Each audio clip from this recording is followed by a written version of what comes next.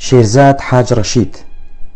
ابن قرية علمدار العفرينية الجميلة، ومعنى اسم شيرزاد ابن الأسد. ولد شيرزاد في مدينة حلب في 7 من الشهر الأول عام 1987. درس الابتدائية في مدرسة المنصور بحلب،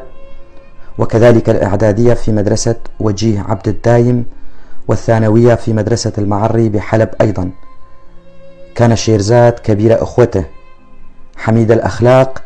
ذكيا ومجتهدا في دراسته. أهلته علاماته في الثانوية العامة الدخول إلى كلية الطب البشري في حلب دورة 2005-2006. كانت علاقاته بأصدقائه مبنية على الاحترام والمحبة، وهذا ما يؤكده صديقه الدكتور لهنگ محمد بالقول: سلام شکلی تماشاوان را ارجماعاتی خواستن سر براکه عزیز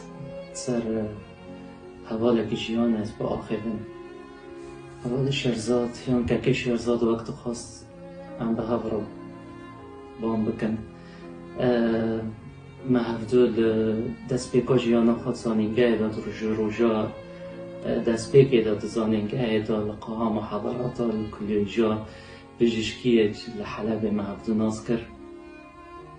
ام جي حيامك و جواكك و مالبت نزيك جي هفتا ام مزن بيجو برويجي شروجا دست بيك ادام بي حسين و ام جزو دا هفتا ناس تكن بلز و بريك و بيك حوالتيك و براتيك آوابي و بردوام كر حيا روجا داوية از جارمتين بيرخا از تبين بشم اگر اول شیرزاد نهار نام نبا انزویه سرشو با آخیوانا به طایبتی امی دسر راشاخای کسانا هنگی با آخیوانا لی گفتگوی ما پروی لسر عفرین بانا لسر شک و گل عفرین لسر اشکنجه یا ملتی ما و آخا ما و زیتونه ما جبر که حواله شیرزاد دراوشه که کرد پرورد و کرد هست و خانباری ولایت خو ملت خود مزون بی و ویش وی دوزا بردوام کرد زانیگه دام لیدمینه روشا وی چاو وی کردواری دخواست مزون بکی و خدمتی بکی. حواله شیرزاد بدل کی مزون به هش کی مزون کار دکر هشی ویجی مزون بی دلی ویجی مزون بی جه کسی دور خو حس دکر جه حواله خوبی تب حواله گندو با تجاری تو نده ایشان بگو تو نکی یا به کار کی نباش. حواله شیرزاد بدلکی مزن به هر کسی که را دادستان چوک مزن کچ و خورد دل مزن بینا و جهه باقی خود کرد باقی خود غریبی بی دناف حواله بافک خود دناف مالبتا ویدا آب و خالانه ویدا بدیا خارا به خوشک و برای خارا تو غربتی ها باقی ویدا ویجی باقی خود کرد کار دکر و دخبتی جبوی مالبتاوی بشابه جبوی مالبتاوی د آرامیه دا بجی کافا دا چون مالاوی از بید حسیم و چه نفسه و به چه دلکی خوش به هر کسی که را داده دستینه کسی دا اول شیرزاد ناز کرن ازانین او چه خواستا انسانه که لپیش بزانه بینه خواه به حس کرنه خواه به مروواتی خواه به کرد و عرب را به ارمن را به چرکس را به گال و بیرا را تحز دکر گاوات لیبن را چاو خلق را ده دستینه جبر که پری راکی بیده دانستان نخواده لکی لکویجی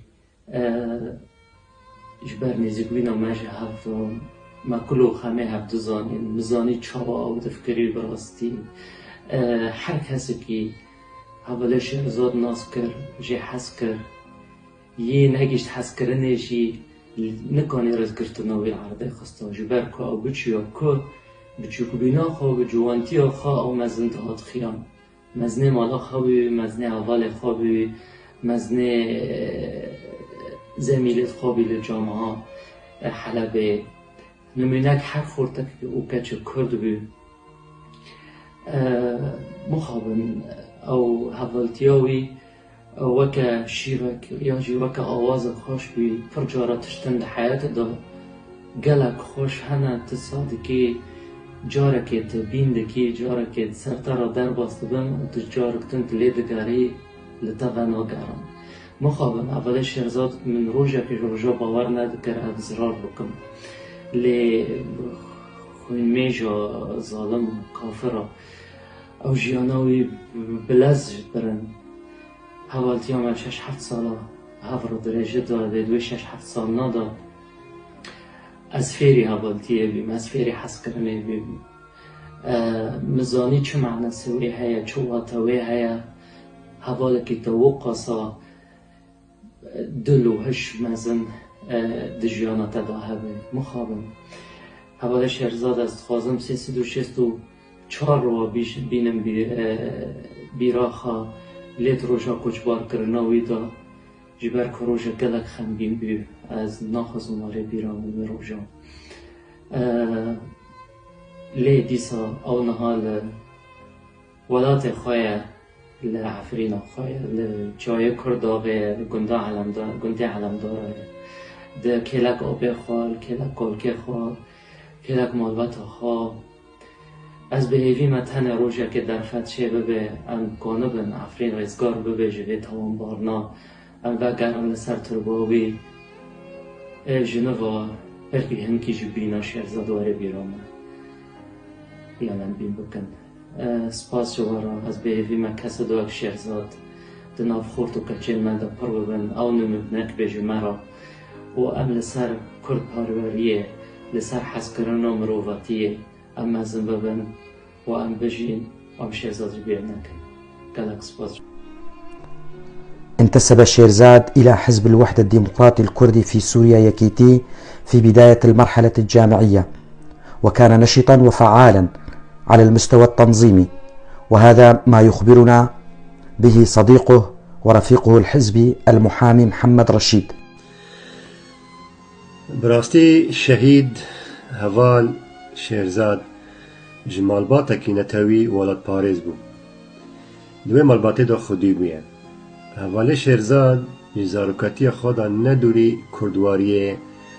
û welatparêziyê bû û kesîtiyê wî hatibî avakirin di vê malbatê de yanê.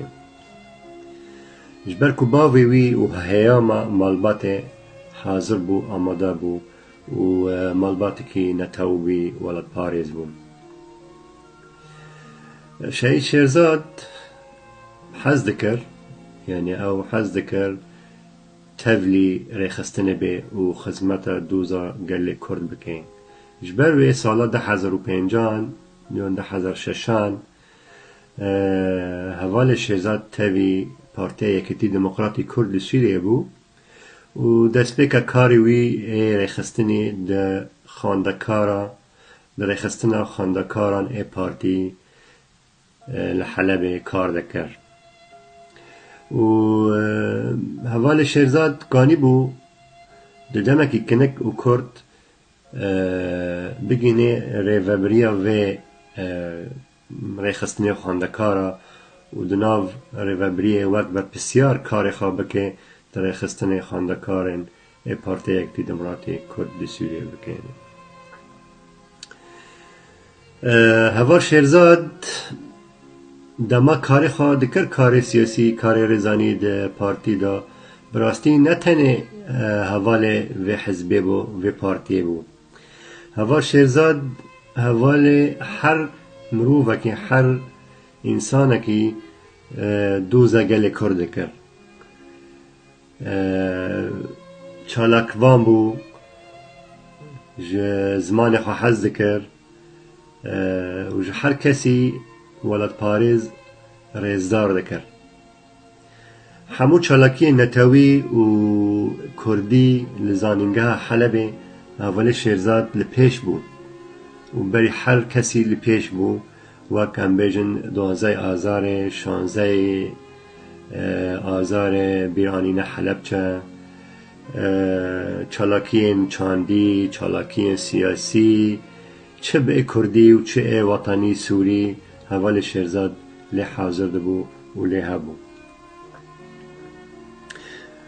براستی مرا کانی به شهید ما شهید شیرزاد وقت نمونک بو اف نمونک نتاوی بو نمونک سوری بو هر کسی انسانه که ولد پارز ولد حز زمان حز مرا کانی به تکلی اول شیرزاد واره رخستنی وقت مگوتی نه بس تکلیوی به کردار هبو ل تکلیوی جی به کسی د عرب جی هبو کسی آلین سیاسی اد سوری جی تکلیوی بوانار جی هبو یعنی دمنی چارچاوا رخستنا خاندکارین پارتی اکتی دمغادی کردستوی لحلب تکلیوی هبو و تجاری قصیری نکر تجاری تقصيري نذكر دشروفا كرنا دوزا كردي جو آلين سوري إن نكرد يعني جو معارضي رو اگر جو آلين در را تجاري قصير نكري بي دشروفا كرنا دوزا كردي لسوري نهم بر دوست تخا عرب يانجي سوري. وفي 9 من شهر شباط من العام 2012 نالت أيادي الغدر الدكتور شيرزاد واستشهد دفاعا عن نفسه وماله في مواجهة ثلة من المجرمين ممن يسمون أنفسهم بالمعارضين الثوار السوريين الذين اغتالوا شيرزاد بهدف السرقة. وتأكيدا على ذلك كتب المحامي حسين نعسو على صفحته الشخصية على الفيسبوك في شباط من العام 2013 ما يلي: توضيح: البارحة وبينما كنت أتصفح صفحات الفيسبوك وجدت على رابط عفرينا رنجين مقالة لأحد الأخوة المدعو سين يسأل فيها رفاق حزب الوحدة عن سبب اغتيال الدكتور شيرزاد حاج رشيد، ويعترض على تسميته بالشهيد طالما كانت الدوافع من وراء اغتياله مادية وجنائية بحتة وليست سياسية. ويتحدى رفاق حزبه إذا كان أحد منهم يملك الحقيقة. أقول له ولغيره من المشككين بالرواية: أنا من سيقوم بالإجابة على سؤالك المشروع بالرغم من تشكيكي بالغاية من وراء ذلك، فسؤالك كلمة حق يراد به باطل، لأنه كان من الواجب أن تتوجه بسؤالك مباشرة إلى رفاقه بوسيلة أخرى وليس على صفحات الفيسبوك إن كان مقصدك الحقيقة كما تدعي. لكن لا بأس أخي العزيز، أنا من شاركت بالكشف عن خيوط الجريمة، وأنا من ساهمت بإلقاء القبض على المجرمين، وأنا من شاركت بالتحقيق معهم، وأنا من شاركت في مفاوضات استلام المجرمين وتسليمهم إلى مدير ناحية حريتان، وأنا من أحضرت حقيبة وسيارة الدكتور، وذلك كله بالتعاون مع بعض رفاقنا وبمساعدة مشكورة من ثوار عنادان وعلى رأسهم زعيمهم الشهيد الرج. وأفيدكم علما أن هؤلاء المجرمين لم يكونوا فقط مجرمين كما روج له، بل كانوا ثوار ومعارضين للنظام حسب ادعائهم. شأنهم في ذلك شأن الكثير من الظلاميين الذين ظهروا الآن إلى العلن، وأحد هؤلاء مات ابنه قبل تاريخ الجريمة ب20 يوما نتيجة انفجار عبوة ناسفة قيد التصنيع في منزله بحريتان، وهو من كان يصنع تلك العبوة. وكان قدر الدكتور أن يفقد حياته على أيدي هؤلاء المجرمين السفلة نتيجة دفاعه المستميت عن نفسه وكرامته وماله وزرعه للرعب في نفوس هؤلاء الجبناء. وكان يمكن أن تكون الضحية أي شخص آخر، وربما أنت يا سيد سين، فحينها ماذا كنت ترغب أن نسميك؟ شهيد أم فطيس؟ مع احترامي لشخصك الكريم، ففي أجواء الفوضى العارمة التي عمت البلاد وحالات الاغتيال مجهولة السبب والموت نتيجة رصاص طائش أو رصاصة قناص غادر أو نتيجة لعدم دفعه الفدية لهذه الجهة أو تلك، كل هؤلاء الأبرياء ماذا نسميهم؟ أليسوا شهداء؟